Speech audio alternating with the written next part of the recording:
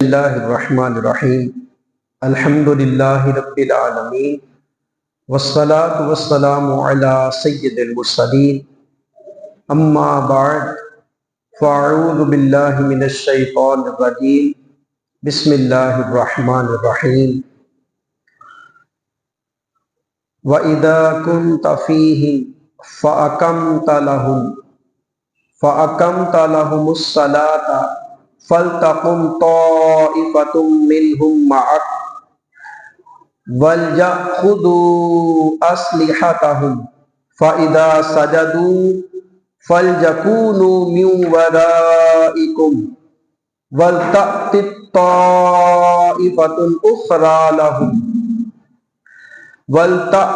طَائِفَةٌ أُخْرَى لَمْ يُصَلُّوا فَلْيُصَلُّوا مَعَكَ فَلْيَأْخُذُوا حِذْرَهُمْ وَأَسْلِحَتَهُمْ صدق اللہ العظیم۔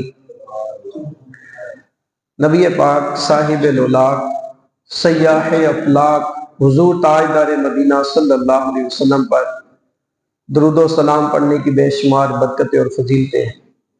چنانچہ ترمذی کی حدیث ہے، نبی پاک صلی اللہ تعالیٰ علیہ وسلم نے ارشاد فرمایا، بروز قیامت میرے سب سے قریب وہ شخص ہوگا جس نے دنیا میں مجھ پر کثرت سے درود پڑھا ہوگا۔ صلو علی الحبیب صلی اللہ تعالیٰ علی محمد وعلی آلہ وصحبہ وبارک وسلم۔ میرے محترم بزرگوں، دوستو، سورہ النساء کی آیت نمبر 102 تلاوت کرنے کی سعادت حاصل ہوئی۔ اس کا ایک حصہ جو ہے وہ میں نے تلاوت کیا۔ ارشاد فرمایا، وَإِذَا كُنْتَ فِيهِمْ، اے محبوب صلی اللہ تعالی علیہ وسلم جب تم ان میں تشریف فرما ہو، فَأَقَمْتَ لَهُمُ الصَّلَاةَ، پھر نماز میں ان کی امامت کرو، فَلْتَقُمْ طَائِفَةٌ مِّنْهُمْ مَعَكَ، تو چاہیے کہ ان میں ایک جماعت تمہارے ساتھ ہو، وَلْيَأْخُذُوا أَسْلِحَتَهُمْ، اور وہ اپنے ہتھیار لیے رہے، فَإِذَا سَجَدُوا، پھر جب وہ سجدہ کر لیں، فَلْيَكُونُوا مِنْ وَرَائِكُمْ، تو ہٹ کر تم سے پیچھے ہو جائیں، وَلْتَأْتِ طَائِفَةٌ أُخْرَى، اور اب دوسری جماعت آئے، لم یصلوا، جو اس وقت تک نماز میں شریک نہیں ہوئے تھے، فَلْيُصَلُّوا مَعَكَ، پھر وہ آپ کے پیچھے نماز پڑھے، آپ کے ساتھ نماز پڑھے، یعنی آپ کے مقتدی بنے، وَلْيَأْخُذُوا حِذْرَهُمْ وَأَسْلِحَتَهُمْ، اور چاہیے کہ اپنی پناہ اور اپنے ہتھیار لیے رہیں۔ میرے محترم بزرگوں، دوستوں، بچوں، یہ جو میں نے آیت کا حصہ آپ کے سامنے تلاوت کرنے کی سعادت حاصل کی ہے، اس کی تفسیر میں تفسیر حازم میں جلد نمبر 1 صفحہ نمبر 423 میں لکھا ہے کہ یہ جو آیت ہے اس میں نماز خوف کا بیان ہے، اور اس میں غزوہ ذات الرقاع کا بیان ہے۔ غزوہ ذات الرقاع میں حضور نبی کریم صلی اللہ تعالی علیہ وسلم جب جہاد کے لیے چلے، لڑائی کے لیے چلے، تو ذات الرقاع کا جو مقام ہے یہاں پر، یہ خیبر سے تھوڑا آگے ہے، تو یہ لوگ جب ان کو پتا چلا کہ حضور نبی کریم صلی اللہ علیہ وسلم اپنے صحاب کے ساتھ جہاد کے لیے آئے ہیں، تو یہ پہاڑوں کی طرف بھاگ گئے۔ جب ظہر کی نماز کا وقت ہوا تو نبی پاک صلی اللہ تعالی علیہ وسلم نے اپنے صحابہ کو نماز ظہر پڑھائی۔ تو جب نماز ظہر پڑھا چکے تو جو وہ دوسرے مخالفین تھے ان میں سے ایک شخص کہنے لگا کہ کاش ہم نماز کی حالت میں ان پر اٹیک کرتے، ان پر حملہ کرتے۔ اگر ہم نماز کی حالت میں ان پر حملہ کرتے ہم ان کو تباہ کر کے رکھ دیتے۔ تو ایک شخص بولا، وہ کہتا ہے جو اگلی نماز آنے والی ہے نا، جو نماز اثر ہے، وہ ان کو اپنے ماں باپ سے بھی زیادہ عزیز ہے، تو جب نماز اثر آئے گی تو پھر ہم نماز کی حالت میں ان کے اوپر حملہ کر دیں گے۔ حضور نبی کریم صلی اللہ تعالی علیہ وسلم اور صحابہ کے بارے میں جب اس طرح کی گفتگو جاری تھی تو اللہ تبارک و تعالیٰ نے حضرت جبریل علیہ السلام کو بھیجا، اور حضرت جبریل علیہ السلام نے حضور نبی کریم صلی اللہ تعالی علیہ وسلم کو آگے فرمایا کہ اب جو نماز ہے وہ اس طرح ہوا کرے گی۔ تھوڑی توجہ فرمانے کی حاجت ہے، یہ بیان ہے غزوہ کا، یہ بیان ہے جنگ کا۔ جب آپ مخالفین کے ساتھ لڑ رہے ہیں، جب کفار کے ساتھ آپ کی لڑائی ہو رہی ہے، تو کیا فرمایا جا رہا ہے کہ اے نبی صلی اللہ علیہ وسلم آپ اپنے آدھے صحابہ سے کہیں کہ وہ آپ کے پیچھے نماز پڑھیں آگے۔ جب وہ ایک رکعت پڑھ لیں، جب وہ سجدہ کر لیں، تو وہ نماز سے ہٹ کے جہاد میں مصروف ہو جائیں۔ وہ جو جہاد میں مصروف تھے وہ آئیں اور آپ کے پیچھے نماز پڑھیں۔ جن کی ایک رکعت رہ گئی ہے وہ بعد میں اپنی رکعت پوری کریں۔ جہاد کے موقع پر بھی نماز کی کتنی تلقین فرمائی جا رہی ہے۔ قتال ہو رہا ہے، اپنی جان کے لالے پڑے ہوتے ہیں، اور جنگ کے اندر بھی اللہ تبارک و تعالیٰ کی طرف سے آیات نازل ہو رہی ہیں کہ جنگ میں بھی نماز پڑھنی ہے، جہاد میں بھی نماز معاف نہیں ہے۔ کتنے بدقسمت ہیں وہ لوگ کہ جو حالت جنگ میں نہیں ہے، وہ حالت امن میں ہیں، پھر بھی مسجد کی حاضری کے لیے نہیں آتے۔ 5 وقت منادی مسجد سے ندا کرتا ہے، حی علی الفلاح، آؤ کامیابی کی طرف، لیکن وہ کتنا بدقسمت ہے جو اللہ تبارک و تعالیٰ کی بارگاہ میں سجدہ کرنے کے لیے نہیں آتا۔ نماز کی اتنی کو تلقین ہے۔ اب خود سوچیں کہ جس عمل کا اللہ تبارک و تعالیٰ اپنے قرآن میں جہاد کے موقع پہ بھی ایک انداز بیان کر رہے ہیں، وہ کتنی کو اہم عبادت ہوگی۔ جگہ جگہ پہ نماز کی تلقین ارشاد فرمائی گئی۔ سورہ النساء کی آیت نمبر 103 کا حصہ ہے۔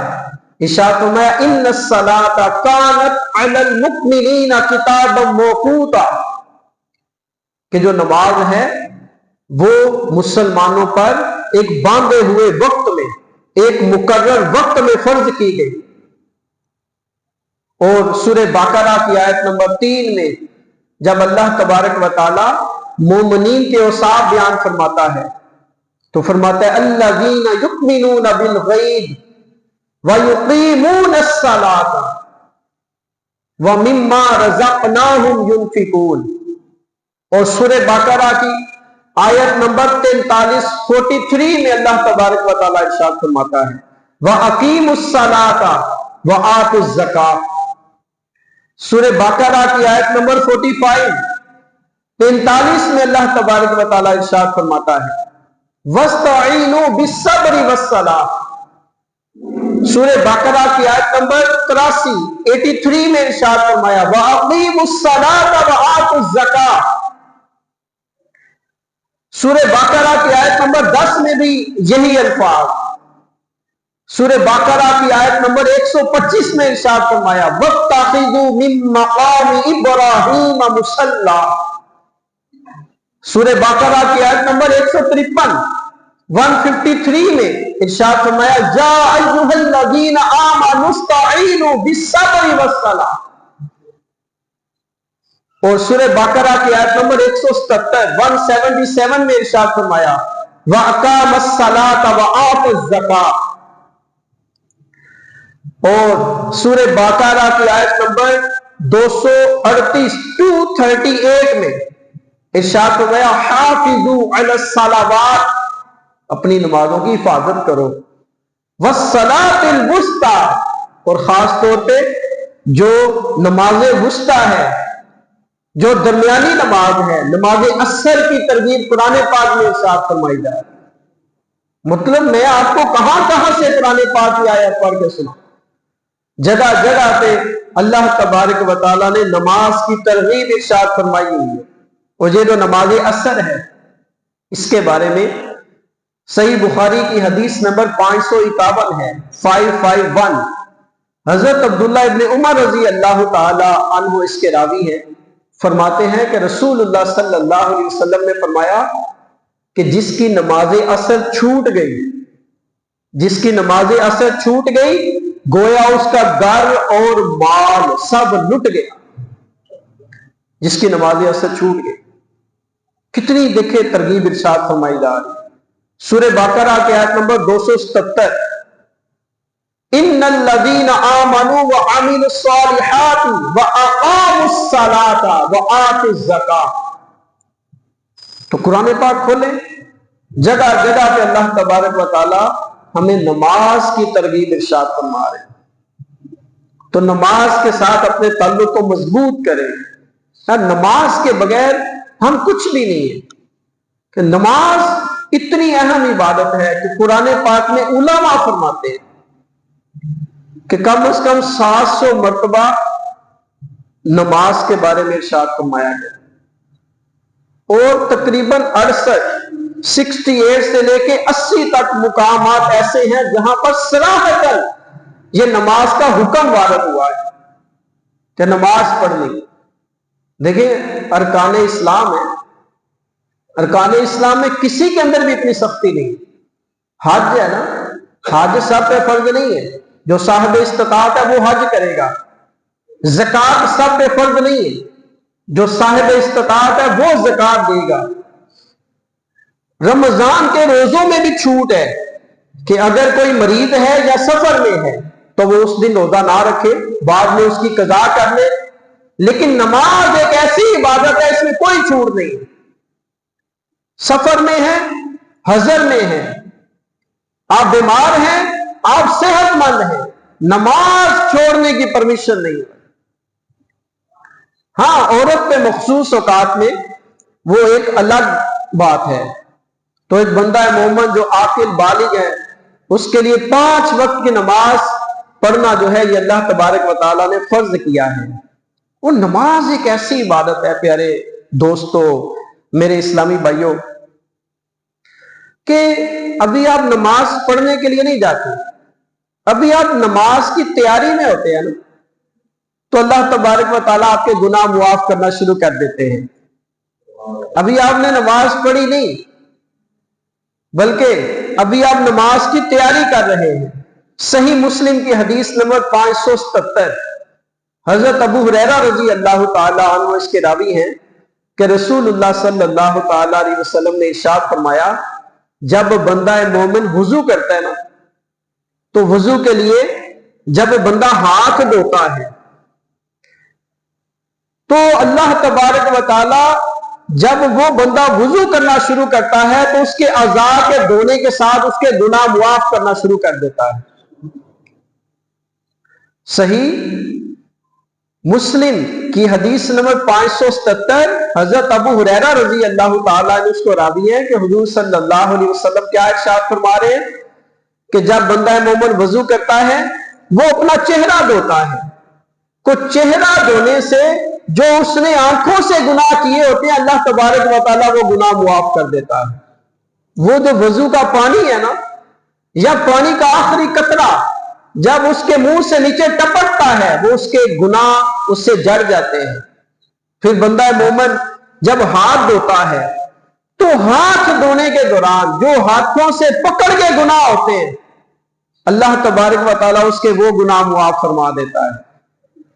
اور جب بندہ مومن وضو کے لیے اپنے پاؤں دھوتا ہے تو پاؤں دھونے کے دوران اللہ تبارک و تعالیٰ اس کے پاؤں کے گناہ معاف کر دیتا ہے جو وہ چل کے اس نے گناہ کیے تھے۔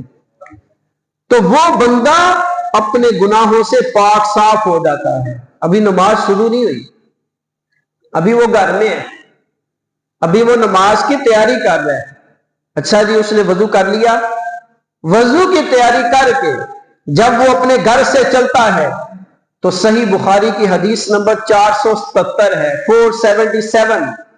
حضرت ابو ہریرہ رضی اللہ تعالیٰ عنہ اس کے راوی ہیں کہ نبی پاک صلی اللہ تعالیٰ علیہ وسلم نے ارشاد فرمایا کہ جو بندہ اپنے گھر سے نماز کے لیے چلتا ہے، جو با جماعت نماز پڑھتا ہے، گھر میں یا بازار میں پڑھنے کی نسبت اللہ تبارک و تعالیٰ اس کو 27 گنا ثواب زیادہ عطا کرتا ہے. اور جو حدیث نمبر 477 ہے اس میں 25 گنا ثواب زیادہ عطا کرتا ہے. کہیں پہ 25 کا ذکر، کہیں پہ 27 کا ذکر. اور جب وہ بندہ مسجد کی طرف چلتا ہے، قدم اٹھاتا ہے، ہر قدم پر اللہ تبارک و تعالیٰ اس کا ایک درجہ جو ہے وہ بلند کر دیتا ہے. اور جب وہ مسجد کی طرف چلتا ہے تو ہر قدم اٹھانے پہ اللہ تبارک و تعالیٰ اس کا ایک گناہ معاف کر دیتا ہے. جب تک وہ مسجد میں رہتا ہے اللہ تبارک و تعالیٰ کے فرشتے اس کے لیے دعا کرتے ہیں. کیا کہتے ہیں؟ کہتے ہیں اللہم اغفر لہ، اے اللہ اس کو بخش دے. اللہم ارحمہ، اے اللہ اس پر رحم کر. ہم بزرگوں سے دعائیں کرواتے ہیں، والد صاحب سے دعا کرواتے ہیں، چاچا جی سے کرواتے ہیں، والدہ سے دعا کرواتے ہیں کہ ہمارے لیے دعا کریں اللہ تعالیٰ ہماری مغفرت کر دے. یہ بھی تو دعا منگوانی چاہیے نا. ویسے وہاں منگواتے ہوں گے. پیر صاحب سے دعائیں کرواتے ہیں جا کے، پیر صاحب دعا کر دے، حاجی صاحب دعا کر دے، چچا جی دعا کر دے. اور جہاں پہ نمازی پہ اللہ تبارک و تعالیٰ کا کتنا کرم ہے، وہ فرشتوں کو کہہ نہیں رہا، فرشتے خود اس کے لیے مغفرت اور رحمت کی دعائیں کر رہے ہیں. نمازی پہ اتنی برکت ہے. ابھی وہ گھر سے چل کے آ رہے ہیں، ابھی نماز شروع نہیں ہوئی ہے کہ اس کے ایک ایک قدم اٹھانے پہ اللہ تبارک و تعالیٰ جنت میں ایک ایک درجہ اس کا بلند کرتا جا رہا ہے. چلے جی نماز پڑھنے کے لیے مسجد میں آ گیا. صحیح حدیث ہے یہ بھی. حضرت سلمان فارسی رضی اللہ تعالی عنہ اس کے راوی ہیں کہ رسول اللہ صلی اللہ تعالی علیہ وسلم نے ارشاد فرمایا جب مسلمان نماز پڑھتا ہے تو اس کے گناہ اس کے سر پہ رکھ دیے جاتے ہیں. جب وہ سجدہ کرتا ہے تو وہ گناہ گر جاتے ہیں. جب وہ نماز سے فارغ ہوتا ہے اس کے سارے گناہ جڑ جاتے ہیں. کیسی یار نماز کی برکت. کب نماز کے لیے کھڑے ہوئے اللہ تبارک و تعالیٰ کتنا رحیم اور کتنا کریم ہے کہ گھر سے چلنے سے لے کے مسجد میں آنے تک اور مسجد میں نماز پڑھنے تک آپ کے گناہ معاف کر دیے گئے. دیکھیں انسان جو ہے وہ کہتے ہیں نا ٹو ایئر از ہیومن.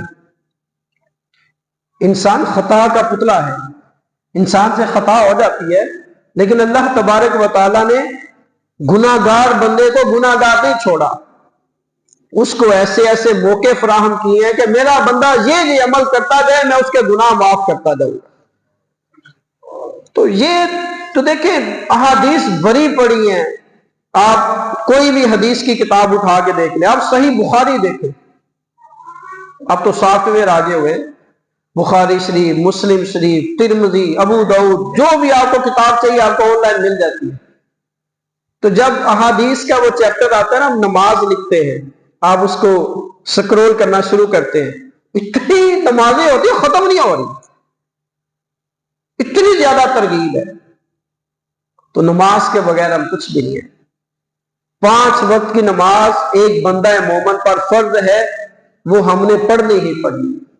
اور اتنی رحمتیں اور اتنی برکتیں اللہ تبارک و تعالیٰ نماز کے صدقے ہم پہ عطا کر رہا ہے. یہ ہے روحانی طور پہ جو ہمیں ثواب ملتا ہے. ہمارے نامہ اعمال میں نیکیاں لکھی جا رہی ہیں.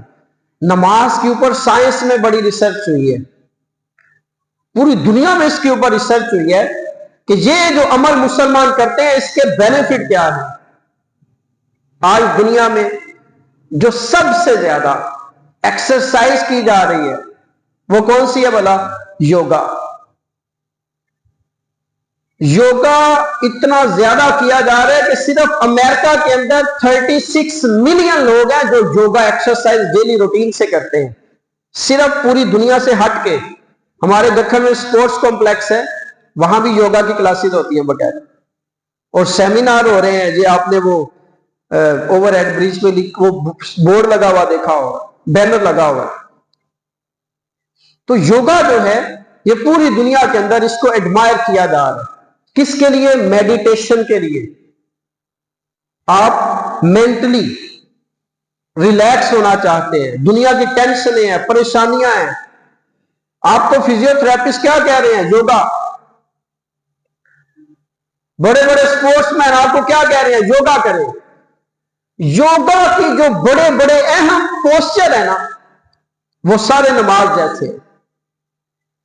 مطلب آپ اس کو سرچ کر کے دیکھ سکتے ہیں کہ یوگا جو ہے اس میں ایک پوزیشن ہوتی ہے، اس کو ٹاڈاسانا کہتے ہیں۔ ٹاڈاسانا میں کیا ہوتا ہے؟ وہ اپنے ہاتھوں کو ایسے بلند کر کے نا، آنکھیں بند کر کے ایسے اسٹریٹ کھڑے ہو جاتے ہیں۔ تو نماز میں ہم تکبیر تحریمہ کہتے ہیں، یعنی ہم نماز کو ایکسرسائز نہیں کہہ رہے، لیکن نماز سے ہمیں روحانیت کے ساتھ ساتھ وہ سارے بینیفٹ، وہ سارے فائدے مل رہے ہیں جو ایکسرسائز کرنے سے بینیفٹ ملتے ہیں۔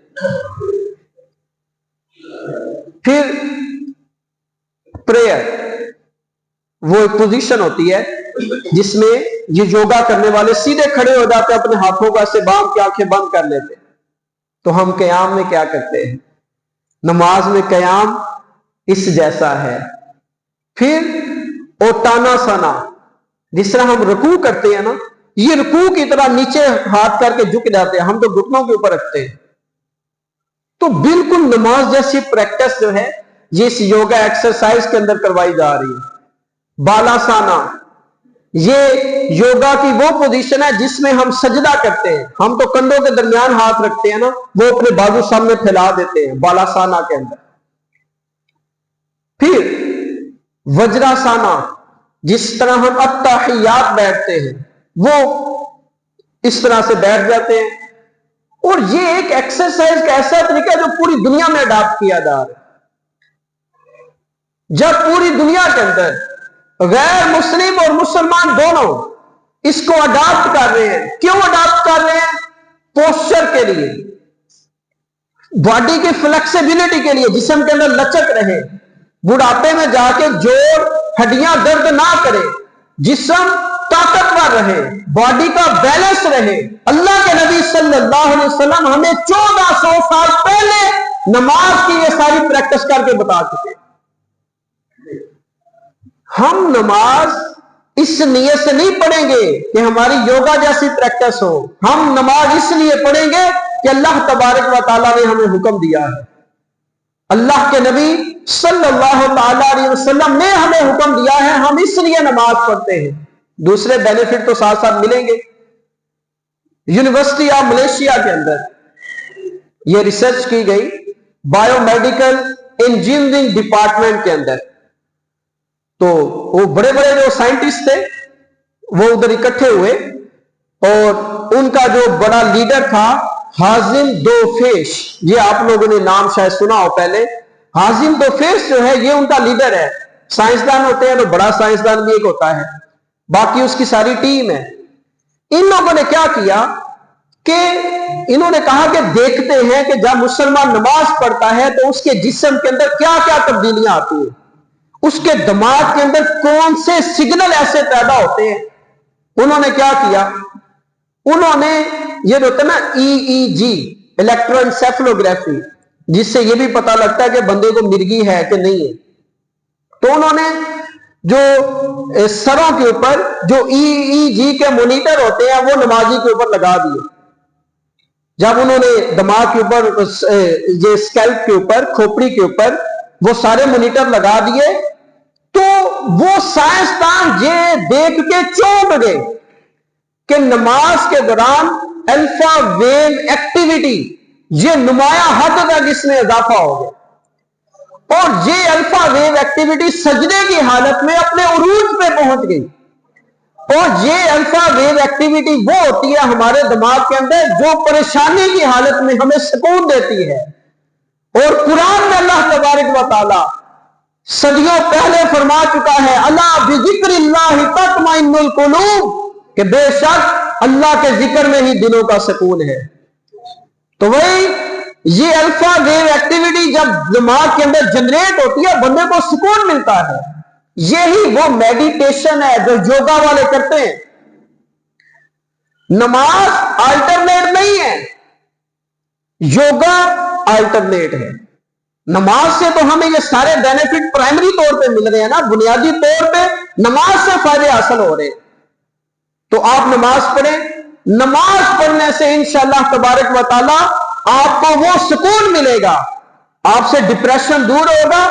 और जो हाइपर टेंशन के शिकार हैं, जिनको ब्लड प्रेशर का प्रॉब्लम रहता है, आप नमाज पढ़ें और अल्लाह के जिक्र में यकीन करें, आपको सुकून भी मिलेगा, अल्लाह आपको शिफा भी अता करेगा। तो ये नमाज की बरकतें, मेरे पास इतनी कुछ डिटेल है जो नमाज के ऊपर रिसर्च हुई है।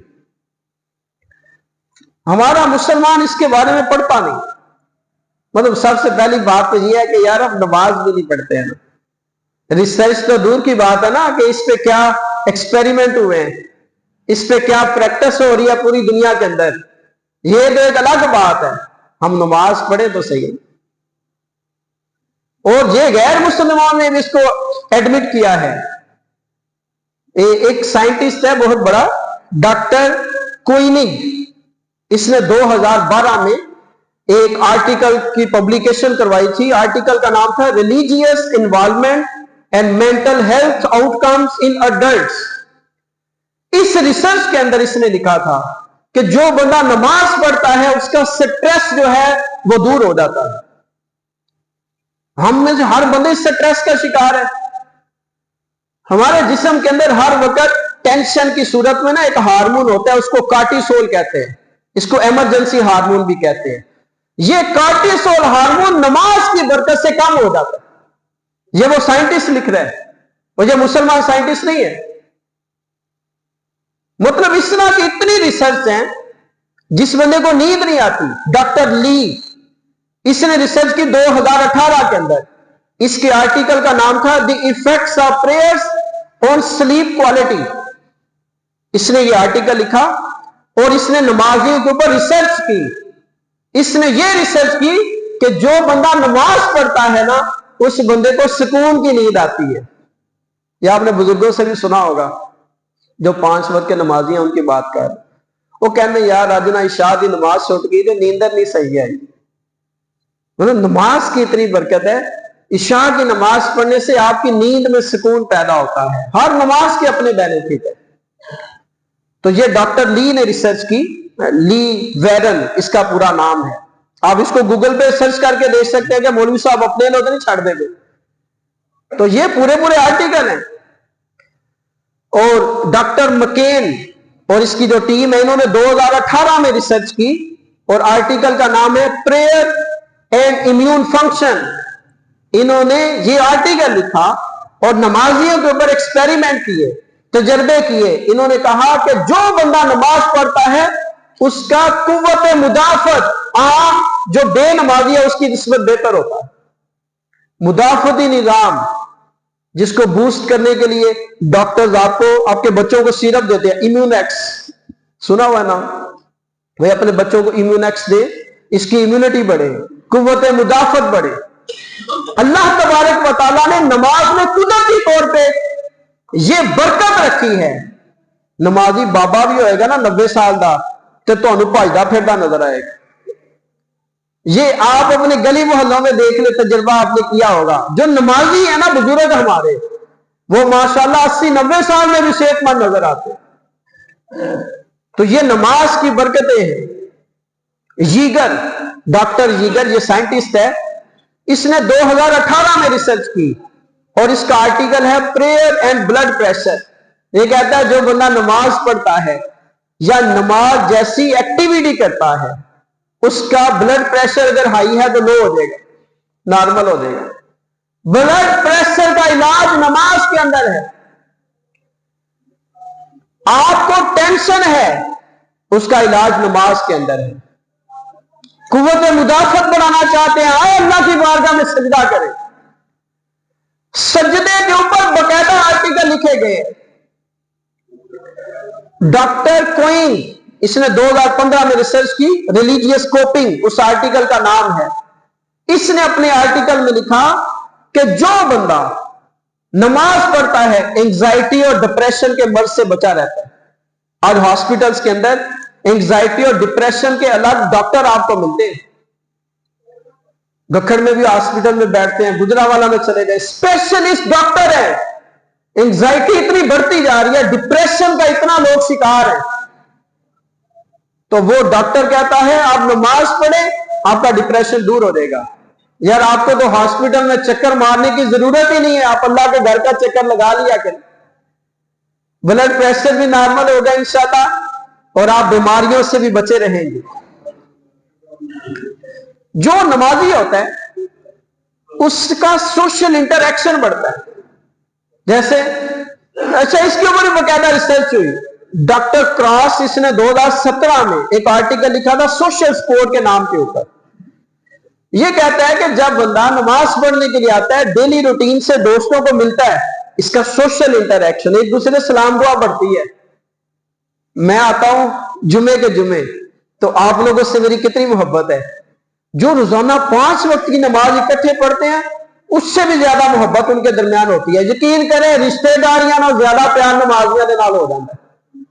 اور یہ آج سائنس اس کو پروو کر رہی ہے، اور ہمارا مذہب کتنی اچھی تعلیمات دے رہا ہے. تو ہمیں اس کو اپنی زندگیوں میں اڈاپٹ کرنا ہے، اپنی زندگیوں میں لے کے آنا ہے.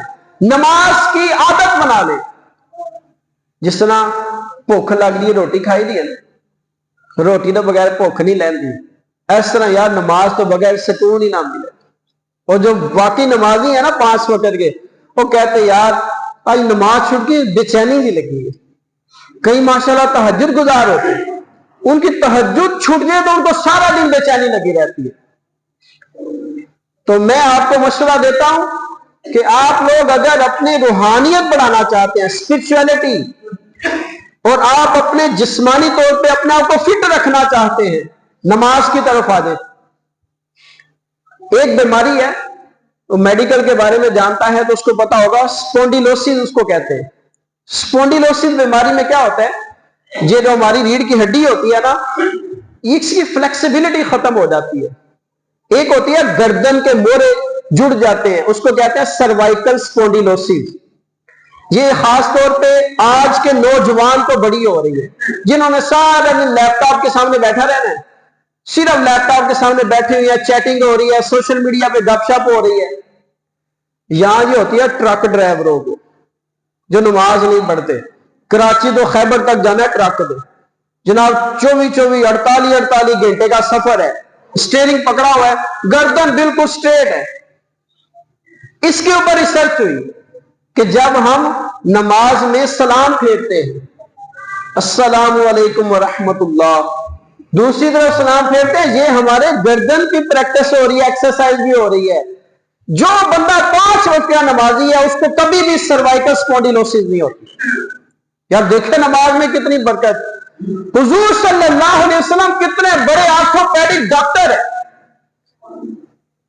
کتنے بڑے آپ فزیشین ہیں، اور کتنے بڑے آپ اسپیشلسٹ ہیں. ایک عمل نماز ہمیں ایسا دے دیا، ہر قسم کی بیماریوں کو جڑ سے اکھاڑ کے رکھ دیا. گوڈے پیڑ ہوندے نے، ہڈیاں کھڑک دیاں نے، قاری صاحب دم کر دیو، گوڈے پیڑ نہیں ٹھیک ہو رہے. میں کہتا ہوں جو نوجوان جوانی سے نماز کا عادی ہوتا ہے، بڑھاپے میں اس کے گھٹنے درد نہیں کرے. پریکٹس ہے یار. آپ اٹھتے ہیں، سیدھے کھڑے ہوتے ہیں، التحیات میں بیٹھتے ہیں، سجدہ کرتے ہیں، رکوع کرتے ہیں، یہ پوری پریکٹس ہے نماز. ہڈیوں جوڑوں کے مرض سے وہ بندہ بچا رہتا ہے. اسٹوڈنٹ بیٹھے ہوں گے، سبق نہیں یاد رہتا. کبھی ایسا تھا کلاس میں، ہاں بھائی سبق سناؤ، سر جی یاد کیا تھا بھول گئے. وہ والدین سے پوچھتے ہیں جی اس نے سبق کیوں نہیں یاد کیا، وہ کہتے ہیں سر جی ساری رات رٹا لاندا رہا. سائنس نے اس پہ ریسرچ کی ہے. ڈاکٹر مریزن اس نے 2013 کے اندر اس کی پبلیکیشن ہوئی تھی، اور کوگنیٹو فنکشننگ کے اوپر ریسرچ آرٹیکل ہے، گوگل سے نکال کے دیکھ سکتے ہیں۔ کہتا ہے جو بندہ نماز پڑھتا ہے نا، اس کا قوت حافظہ، اس کی میموری دوسروں کی نسبت مضبوط ہوتی ہے۔ تو نماز پڑھیں، چیزیں نہیں بھولیں گے۔ اچھا، اس لیے نہیں پڑھنی ہے قوت حافظہ مضبوط ہو جائے، اس لیے نماز نہیں پڑھنی ہے آرتھرائٹس سے بچے رہیں، نماز اس لیے نہیں پڑھنی کہ اسپونڈیلوسس سے بچے رہیں، نماز اس لیے پڑھنی ہے کہ ہمارا رب ہم سے راضی ہے، ہمارے پیارے نبی صلی اللہ تعالی علیہ وسلم ہمارے اوپر راضی ہو دے۔